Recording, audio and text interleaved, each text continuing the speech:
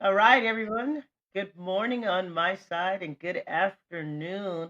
I believe you are in New Jersey, right, Gary? I am in this. Someone has to be here, Kathleen. So I guess I'm the person that's in New Jersey. I'm in southern New Jersey, about an hour's distance from Atlantic City to the east, and then to the northwest, about an hour from Philadelphia. All right. So hmm today we're going to go behind the scenes and we're going to just see what Gary actually does. This is an amazing man. Amazing man. Got a lot of history and check out his voice. So, but first, I want to congratulate him. He's got 130,000 to 140,000 people listening to his broadcast. So, first question is going to be, you've had such a rich career in beer journalism and broadcasting.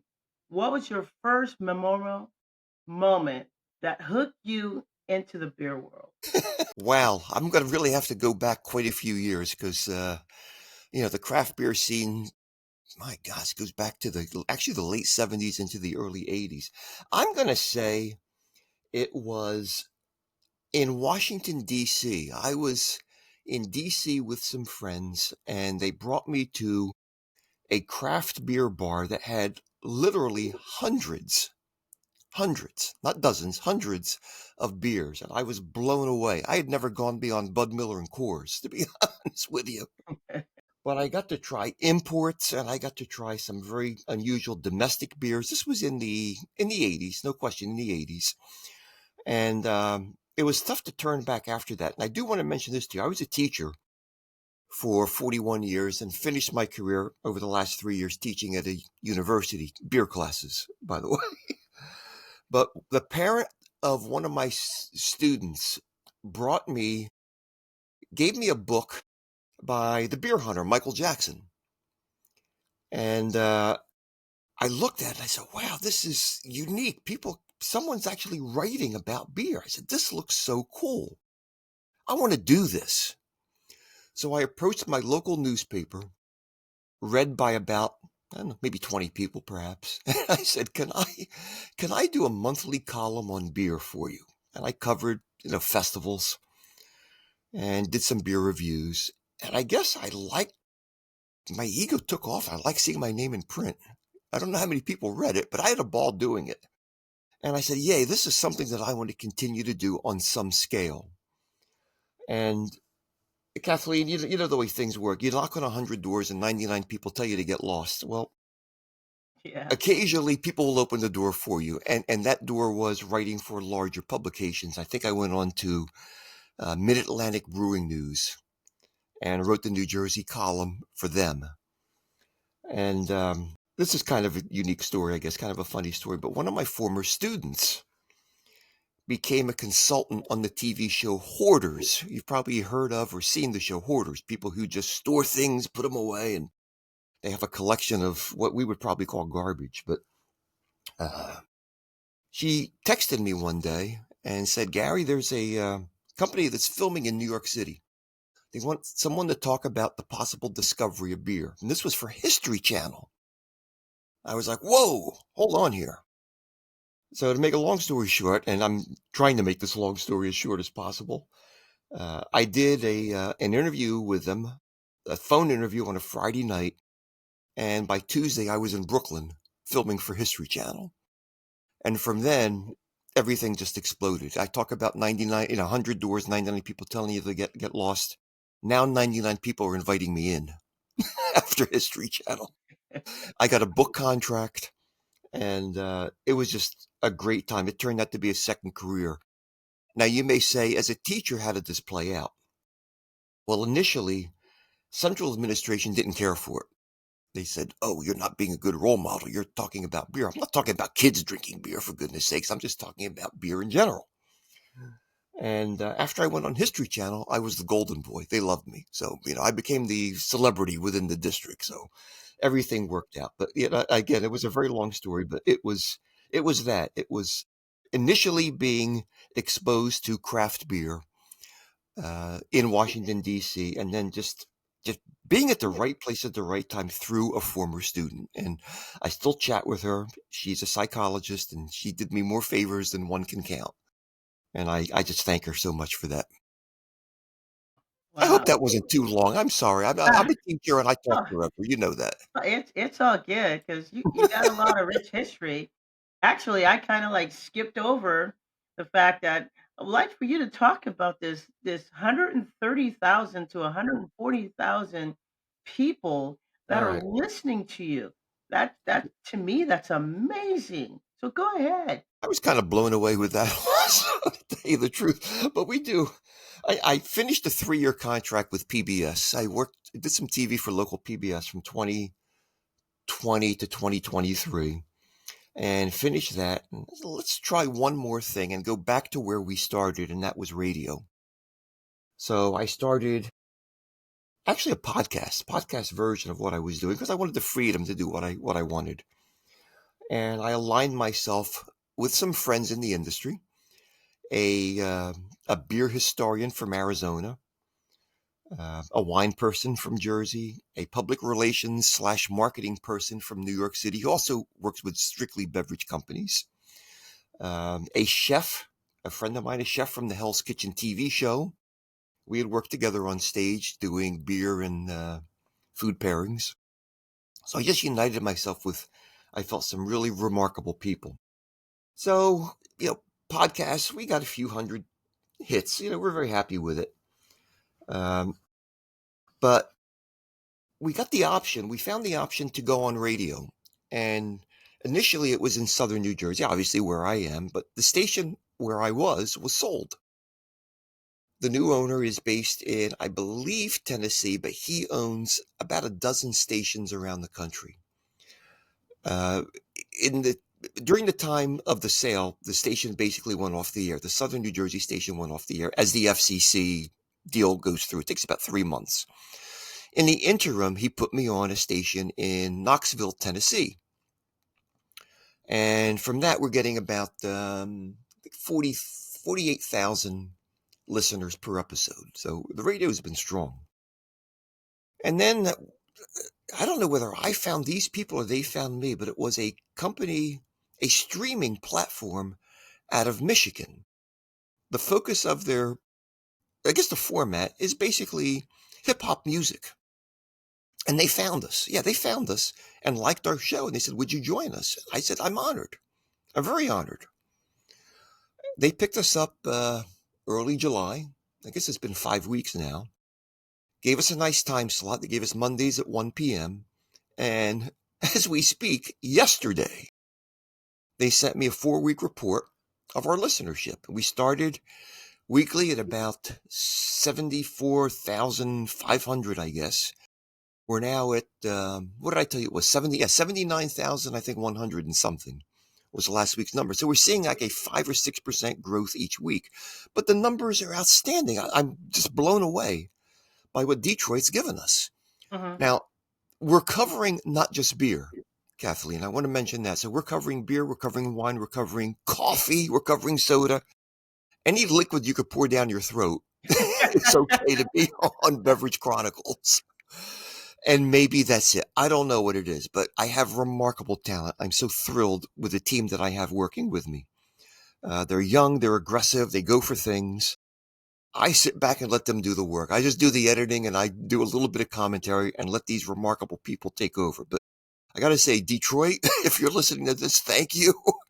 Knoxville, Tennessee, thank you. We also put the show on a statewide stream here in New Jersey, which is gaining a few thousand listeners.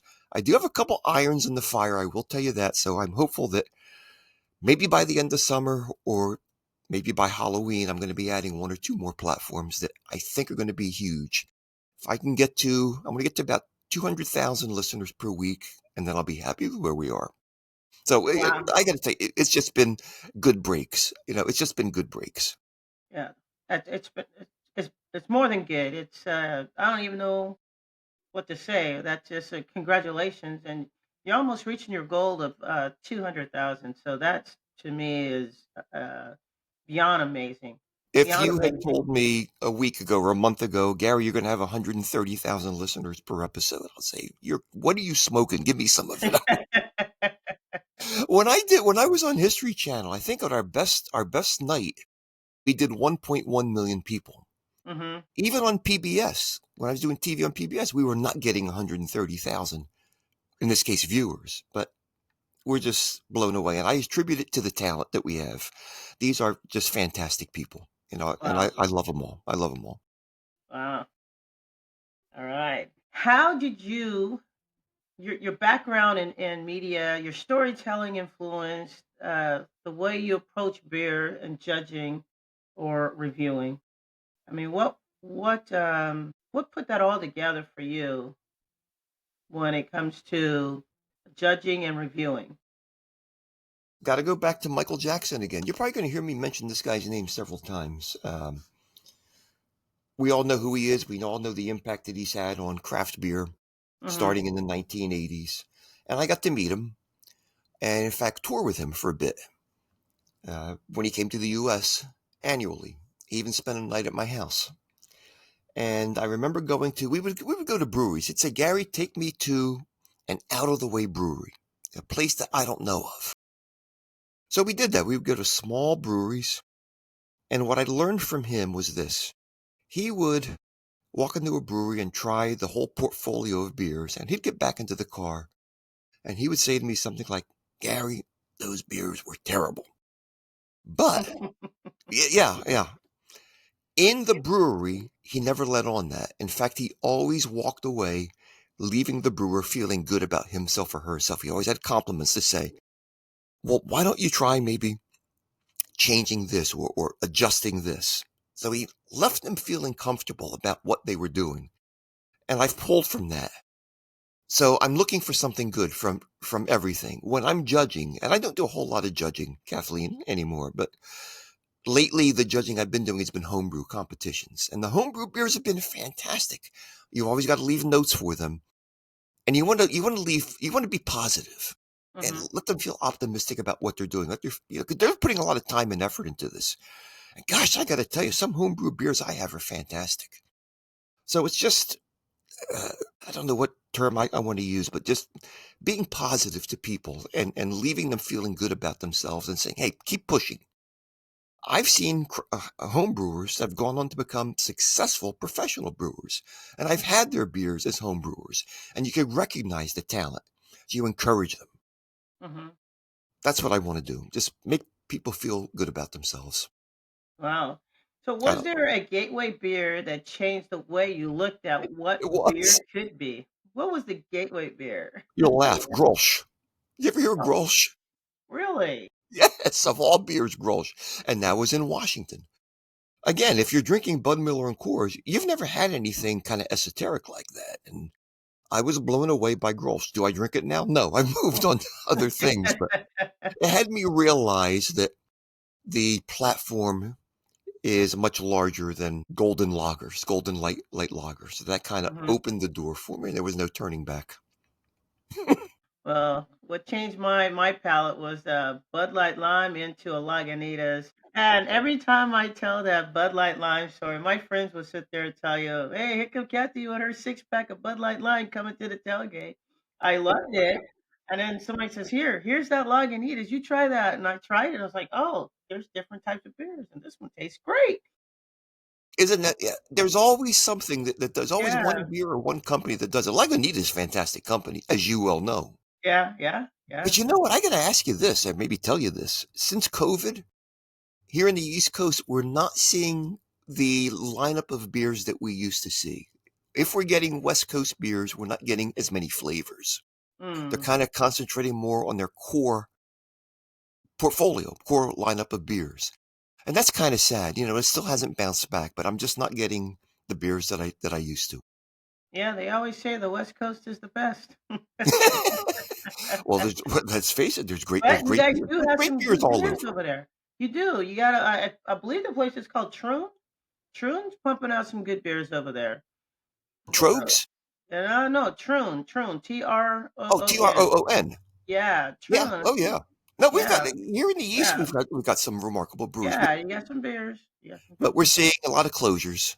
Yeah. I think Well, you it's are too, right? I unfortunate. mean, it's Yeah, happening all over. yeah. That It's tough. It's tough for them. The cost, and there's a lot of reasons why. Between the aluminum, price of imported ingredients, for example, it's just really tough well, for brewers to turn a profit. some of the closures is self-inflicted too. So Hmm. some people need some guidance. Well, the one That's brewery I was huge telling you news. about that Michael visited, Hmm. in which he walked out and said, the beer wasn't the best. That was a brewery that was owned by three partners, and they couldn't get along. That's what it came down to. They did make improvements. They did pick up on some of his suggestions, but the three partners simply couldn't get along. It was a bad marriage, and consequently, they lasted about 3 or 4 years and then shut down. Wow, wow. So, yeah, a lot of times you're right. A lot of times it's not the product. A lot of times it's some internal issues that Yeah, are causing yeah. breakdowns. And from me doing this podcast, what I've learned is like a person like Edward Fairley, that's what he does. He's passionate about keeping breweries together. He goes out and consults them, guide them, and help them. But anyway, it's self-inflicted. Um, so you witnessed the rise and the evolution of craft beer over the decades. What stands out to you the most about how the industry has changed? Changed. It's changed a lot. It's changed a lot. I do notice here, probably all over, that the consumer is much more educated than he or she used to be. It used to be that you walk into a craft brewery and one would think automatically it's got to be good. But the consumer knows what he or she wants. I think I've seen the education of the consumer as being the most key issue Hmm. over the last 20 to 30 years, as well as the improvement in craft breweries. I love what many of them are doing. Because you attach a name craft brewery to the company, does it automatically make it good? Not necessarily. The ones that have failed, some of the ones that have failed around here deserve to have fallen down. I've seen some bad ones. Oh my God, companies that should not have opened. But um, I guess also the proliferation of flavors. Uh, Breweries are not afraid. And Michael said this to me too. He says, "I think America's turning out the best beer possible. I think the best beers are coming from the U.S. But the American brewers are not afraid to take challenges. They'll take a Belgian triple and say, we're going to go one step farther and make a quad. We put our own slant to it. So I'm so pro America in terms of what the brewers are doing and how they've reflected upon the great brewing capitals of the world. I'm talking about England, the Belgian Republic, Czech Republic, Germany, and how they've taken these styles and put their own slant to them. So let's say the growth of the American brewer. Okay. So, as a beer critic and educator, how do you balance being honest with being respectful to the brewers who pour their passion into the product? I'm going to have to reaffirm what I said earlier, and that's being honest with them and having brewers kind of feel good about themselves and in what they're doing. I'm not haven't been doing any professional judging. It's all been pretty much home brewing. Hmm. So I'm kind of repeating myself on that, but it's you know trying to leave the brewers with some positivity and feel good about themselves. Yeah, you kind of mentioned that with the Michael Jackson when he walked in with you to a beer place. He was very respectful, and then when he left, he talked to you and said, "I don't like this." Yeah, I'm being uh, delicate when I tell you the terminology that he really used, but I can't repeat that. but that's okay. So, um, so what is your take on explosion of hazy IPAs, hard seltzers, and non-alcoholic beer? What is your take on it? I've got palate fatigue from some of the hazies, to be honest with you. Seltzers here, anyway. I don't know about out on the left coast, but here seltzers have kind of run their course. I've seen some festivals that have taken place in the Philadelphia and tri-state area, and they've now kind of gone away. They've kind of gone away. Hard seltzers are not selling like they did. In terms of the non-alcohol beers, They're hot right now. They certainly are. There is a segment of the population for which they're perfect. The people who maybe love beer but can't, for health reasons, Mhm. consume Mhm. any longer. I'm down with that. I've only tried a few. I've not been super impressed by the flavor profile of them. I'm not going to go out and spend money to buy more. I really don't want to.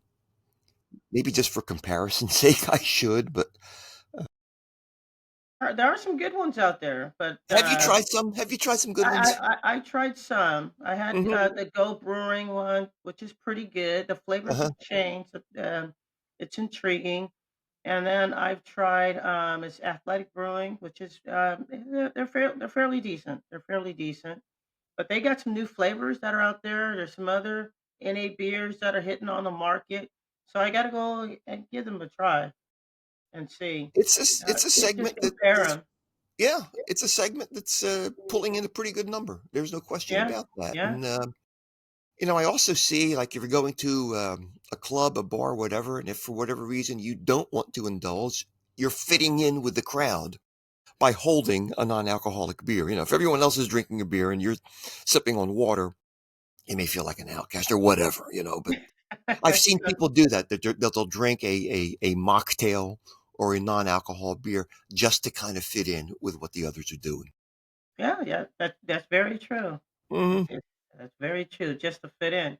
So, Yeah. like, if I know I'm on my tap, I'm in a bar. Lagunitas has an NA beer, so I'll grab an NA beer from Lagunitas, and then I'll switch up my palate and do a Corona NA beer. And so, Now, uh, let me ask you, in the Lagunitas, what style of beer is that? What are they making? it's just the NA beer. It's just like an IPA. Okay, an IPA style. Yeah. Okay. They also It's not the hop water. So they do an NA and they do a hop water. So, Okay, completely gotcha. different. Yeah, and it's pretty tasty. It's Okay, pretty good. I tasty. mean, that's good to hear. That's good to hear. I think Yeah. they're going to get better and better. There's no question about that. Oh, Because yeah. the first ones were really bad. Yeah. Oh, yeah. But it's getting better. The NA beers are definitely getting better. They just haven't found me yet. When I was doing the PBS, when I was doing PBS TV, one of the girls who was interviewing me was pregnant, Mhm. and she wanted to. We were talking off camera before the shooting, and she said, "Well, I'm going to take a sip of the beer." And we were telling her, "Don't do it." Of the regular alcohol beer. And we said, don't do it because the letters are going to come in. So we happened to have a non-alcohol beer. And we gave her that to try at least Mhm. because God knows people would have been calling in or sending letters. You're going to have a baby. How can you be Yeah, consuming I know. alcohol? Just yeah. There's a market. There is going to be a market. It's going to be a sustained market for the non-alcohol beverages, no question. Yeah, yeah. So, how do you prepare your palate for blind tasting? So, I know you said you still doing the home brewing, or are you just retired from that? Uh, The Pretty much tasting. annually, I'm judging homebrew contests, Okay. but in terms of preparation, it's uh, I make sure I'm healthy because if I have a cold or something like that, that's going to affect my palate. Mm, B, I drink water, especially between beers. mhm. And C, I would probably have like a non-salted cracker, but I want to keep my palate fresh so that I'm giving each beer, each contestant, an equal opportunity to succeed. And the other thing is, I don't wear any type of cologne. And I hope that the other judges are not wearing anything either because that smell can impact on Oh, what you're tasting. So you want everything to be clean. wow, wow. Hmm. So, have you ever judged a beer that totally shocked you, good or bad? The totally what? That shocked you, good or bad? Like a one, like let's say you're tasting a beer and like, wow, this is like really good beer, or have you tasted a beer? Oh man, this is horrible, and you just had to get through it. It happens every year. If I'm doing the homebrew contest, yeah, every year there's going to be something that totally blows you away. It happened to be what was it this past year? I think it was I can't recall what it was, but there was one style that everyone unanimously agreed was absolutely fantastic. And yes, I've had some that you take one sip and say, what the heck is going on here? It's just horrendous. But I've done that with some professional. Like I said, I've seen some professional beers that had no business being out on the market.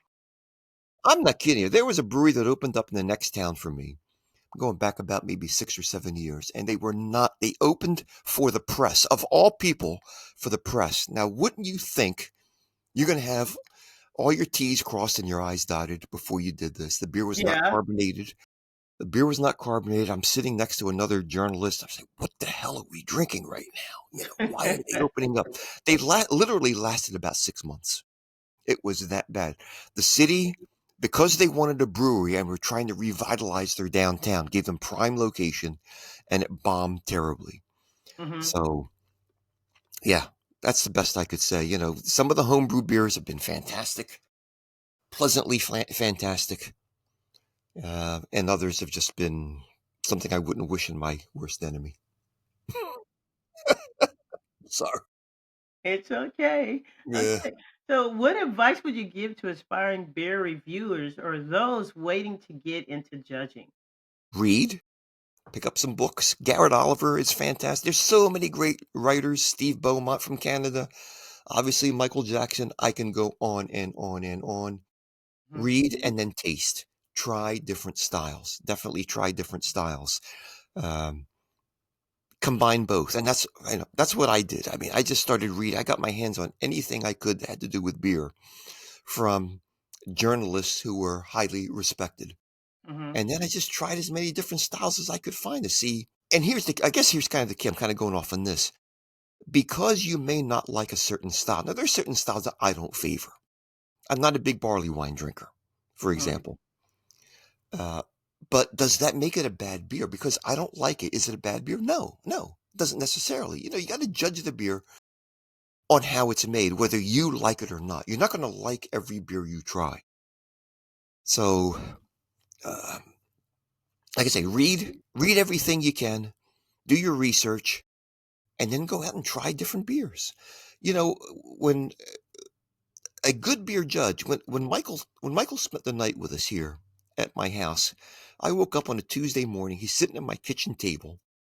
He made himself breakfast, made himself right at home, and he said to me, "Gary, we're going to do a Tudor tasting today." Because wherever Michael goes, people are giving him beer. You know that.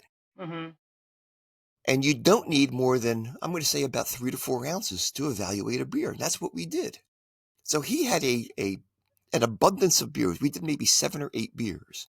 Now, you're not going to drink 7 or 8 pints of beer, but you're drinking just a few ounces. You can evaluate a beer, how it looks, how it smells, how it tastes, in just a few ounces. That's the key. Read, sample. Wow. So, you worked with everyone from breweries to the media outlets. What's one thing you think beer lovers should know about the business side of beer? Ah, excellent, excellent. Um, Most beers at your local store, they didn't get there by accident. Distributors and retailers generally prioritize beers that sell fast or offer incentives. Not always the best tasting beers. Um, a small brewery, for example, might make an incredible porter, but without the right connections or marketing, it may never leave the tap room. So, guess what I'm saying is the shelf space is fiercely competitive. You walk into a good beer purveyor, and believe me, just getting shelf space is so difficult to do, and that's where the distributors and the retailers come in and play a very, very important role. Yeah, but the distributors right now, yeah, there is some not so good distributors. Yeah, That's true anywhere. There have been some issues, even some legal issues of things that yeah, people have yeah, done that have not been up to yeah. snuff. Um, That's very true. but again, with the going back to the small breweries, those are the ones that need our support. The big guys, some of the big guys, Sam Adams, Boston Beer, Jim Cook doesn't need me. I know him. I've worked with him. He's a great guy. But does he need Gary to go out and promote his beers? No, he doesn't. I'm really concerned with that small brewery that's barely getting by. The mom and pop shop, Hmm. and their beer may never leave the tap room. Like I said, so we want to get them as much support as possible. Yeah, that's true. That's true. So you worked with everyone. Let me back up just a little bit. Good. What has been the most meaningful story or moment of your career in beer? Because you work with a lot of people. You work with Mm, everyone. uh, I guess getting back to being hired by History Channel, which coincidentally, the debut of my work with them coincided with the release of my one and only book. So I had a book come out and I had my History Channel stuff come out all within 7 days. And it was just a period of time that I'll never forget. In Atlantic City, a friend of mine who was a casino executive threw a party for me at, like I say, one of the clubs within the casino, which was just outstanding, a tremendous turnout. We were blown away, and I guess it was just that whole experience was just mind boggling and mind blowing. It was a week, actually longer than a week, because you have the residual after that. People see you, and well, and that's weird too. After you're on TV, when you walk down the street and someone says Gary, and your first response is to back up and like, why? Why do you want to know? You don't know who these people are. They hate you, Gary. You sucked on television. But that is such a weird thing, Kathleen. When someone recognizes you after being on television, it's like, why? What do you want? Why do you want to talk to me? I'm nobody.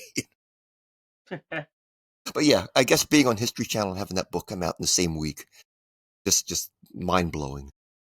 Well, that And that's working, like I said, working with Michael and getting to people like Steve Beaumont and some of the fantastic brewers. Working on stage with Jim Cook, that was a treat.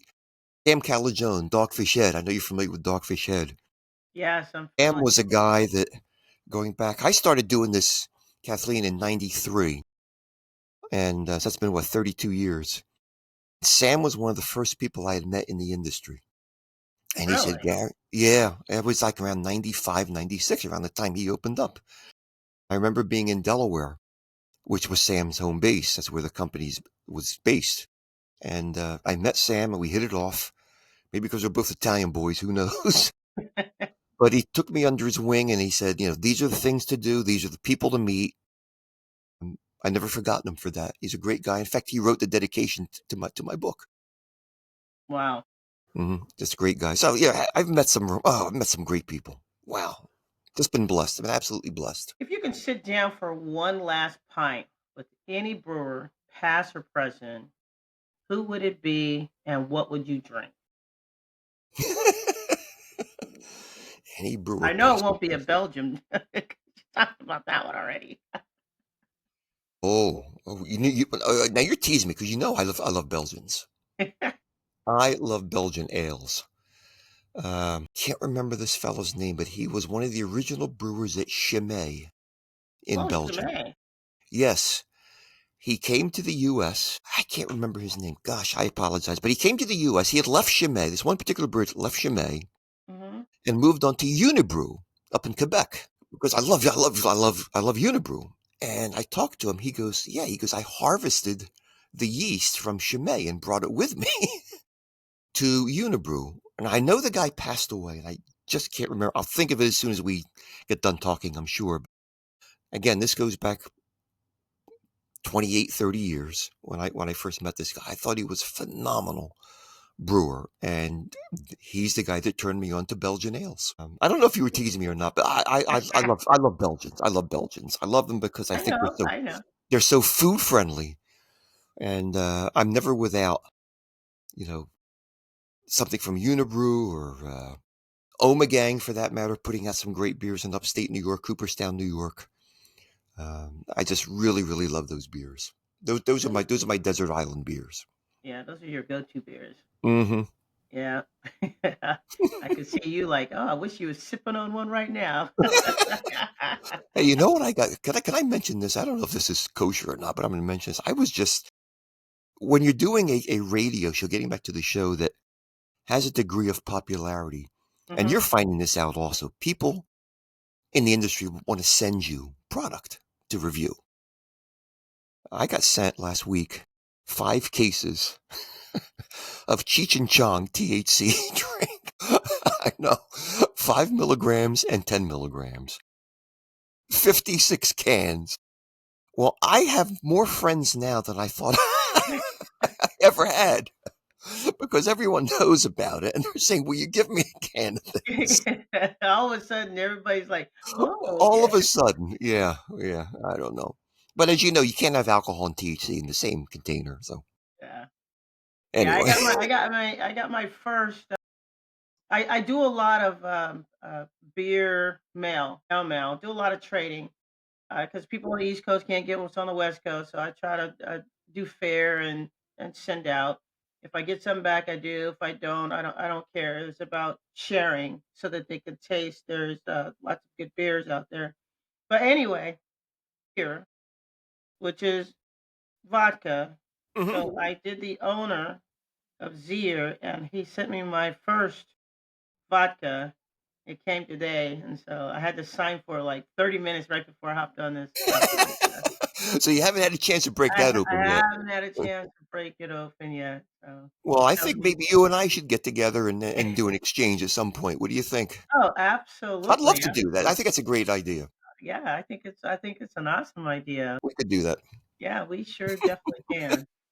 So what would you want your legacy to be in the world of beer journalism and judging?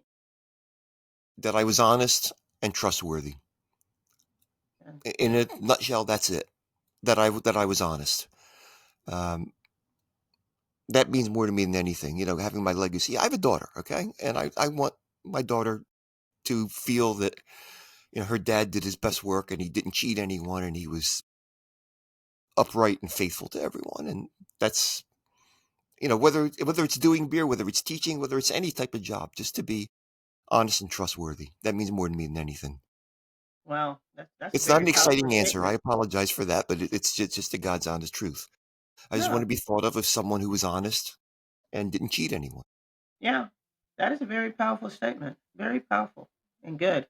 Transparent too. Rapid fire round. Lager. You want a lager or a ale? East Coast or West Real Coast well. hop? Can Yeah. or bottle? All right. Well, lagers have become so hot again in the last few years.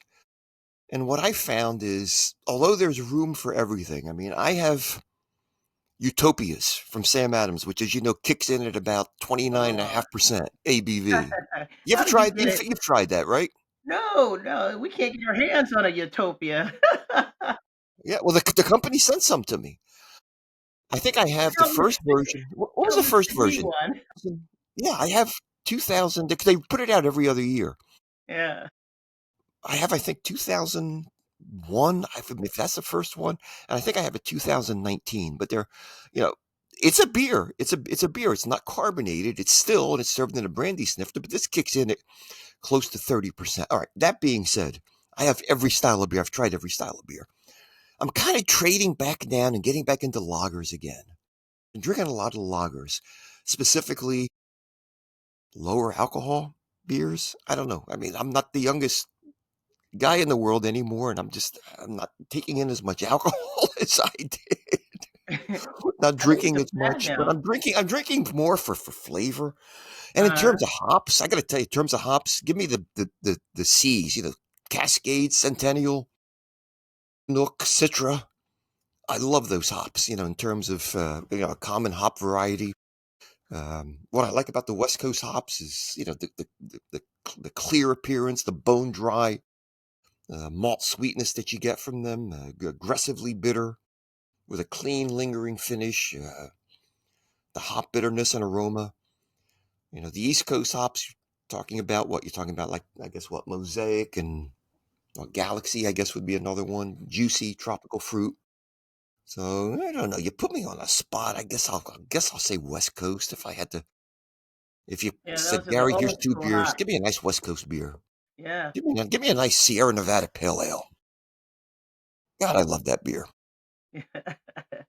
So that would be the answer for the bottles, cans or bottles. So Yeah, bottles. yeah. Well, you know what I'm hearing now? I'm hearing now that some companies are going back to bottles again for various reasons. Yeah, yeah, yeah. Cost is certainly one. The oldsters still feel that you're going to get a metallic taste from cans. That has been remedied years and years ago. There are some intrinsic values to cans, obviously, and that light is not going to strike them. Mhm. In terms of aesthetics, I guess I'm very old school. I love seeing beer in a bottle. I love a nice 750. So, is there a preference from aesthetics? A bottle, maybe for longevity, perhaps a can. I don't know. I don't know. Yeah, I've also aged some beers too. That's one thing I can maybe bring up here. You ever done that, Callie? You ever aged beers? Yeah, I've got some beers now. They're just sitting there, just waiting. There's some stouts, some porters. Um, they're just sitting, just waiting. I got some Firestone. I've had what 13, I think. Do you do vertical tastings with them? I don't know. I don't even know what that means. Well, take a beer. Okay, so you have the 2024 version of it, 2023, 2022. You just go back in time like they do it in the wine industry and see how they've aged, how they've mellowed, so to speak. Hmm. You know, a lot of people do that. A lot of times when I do tastings, I would do that. I would take the same beer, just different vintages, if you will, of them. Hmm. So I did a tasting day just the other day with another beer head. We call him Will. We went to go see Judy Ashworth, and I brought him to so that he can meet her. And he brought it's called the Dark Lord. The Dark Lord. It's like a very rare beer. You have to stand in line on the East Coast and get it. And they really loved it. And one guy says, "Nah, he don't like it. It's too chocolatey or whatever." But it was about I think a year old. So yeah, it was a year old. Okay. So I got a little taste of it, and to me, it was too sweet. Okay. It Uh was huh. just very chocolatey, too sweet. Maybe if it would sit for another year, be ready from Hmm. fermenting. But anyway, That is not an easy thing because, as you know, most beers should be consumed as fresh as possible. hmm And more styles than not simply cannot be aged. I have to talk to you about a company called Anchor out in your way. yes, Years ago, I was friends with a broadcaster for the Philadelphia Phillies baseball team, hmm and this particular person loved beer, and since he was traveling all around the country, this was the best of both worlds for him. Every city he's going in, he's going to a brewery. Make a long story short, he developed a friendship with Fritz Maytag from Anchor, and Fritz would sporadically give him beer, quite a bit of beer. So one day, this particular broadcaster contacted me and he said, Gary, he goes, I've got like 5 cases and I'll tell you the name of the beer a little bit later, of this particular beer. It was the same flavor going back to, I guess it was around maybe 1981, all the way up to 2001. And maybe 5 bottles of 81, maybe 6 bottles of 82. So there was no pattern to it. He goes, do you want it? And knowing this person, I knew he stored his beer properly. It wasn't in an attic for years. So I ended up taking the beer. Well, the beer was their Christmas ale. Their okay, Christmas ale. And this is why we talk about doing the tastings. They change the recipe every year, or changed it every year, as you know. So you really couldn't do a good tasting, a side by side tasting with them. However, because of the style of beer, that's not a beer that lays down easily. So basically, I found of the perhaps 75 to 80 bottles that I had, maybe half dozen were still palatable.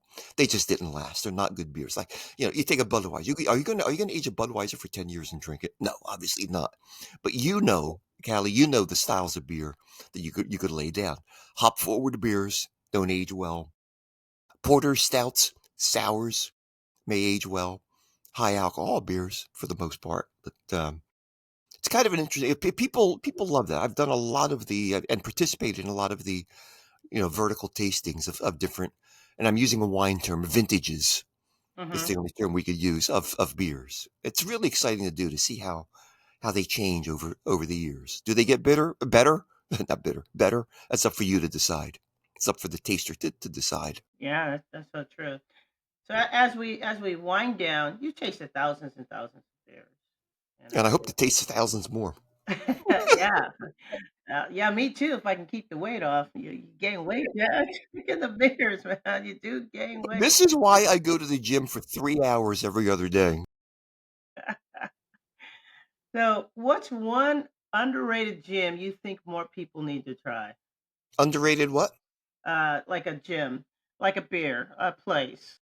What it's underrated. Like earlier you were saying, small breweries need more attention to support.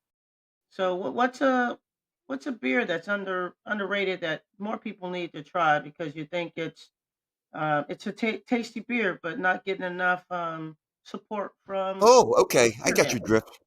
Yeah. I'll mention a couple. English mild. I don't see many of them. And brown ales. Brown I ale's a love good ale. a brown ale.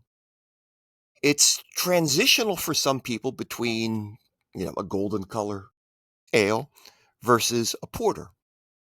But I don't see too many of them out there. And yet, they match nicely with foods. There's a brewery not far from me, about 45 minutes from me, that's getting rather large. It's called Bonesaw.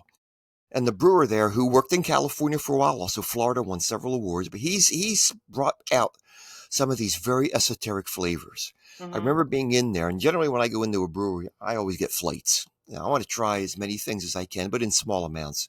And he had put an English mild, and he had put a brown ale on tap, and they were remarkable. And I said, he comes out, he says, Gary, he goes, you and I are the only one drinking these. I said, yeah, I know, because people don't know they exist. We're so into the pale ales, and now we're seeing more pilsners, thank goodness. But you know, the milds and the browns, a good brown ale. I just absolutely love it. I'd like to see more of them out there. Yeah, there's some dark lagers too. Yeah, That kind of yeah. blows people away, you know. Or even what did I have last week? A white stout. Okay. Okay, I you had know, a and, white stout on the Catalina Islands, but not here. but not here. Yeah, no, Not I here. forget who made this one, or whether someone may have given it to me. But again, they say you eat with your eyes, so you see the beer first, and it's not dark like a stout, and you have a mindset of what to expect, and then when the flavor kicks in, wow, this tastes like a stout, but it sure doesn't look like one. So, but yeah. Anyway, getting back, I say English miles and browns. I love brown ales. All right. Like to take the time to say thank you very, very much for being on the show. I'm You honored. are, You kidding me? yeah, You and I are friends. We've been friends for a long time since you were working full time. I think I was too. That's how we met, right? Because of our yeah, love of beer online. yeah. We would talk Our love about of beers beer. online. Yeah, exactly. Yeah. And now look at you, all your subscribers. This is fantastic. You're doing a great job, and stay with it because I like what you're doing. I like what you're doing. Thank you very much. Thanks. And cheers. Thank you.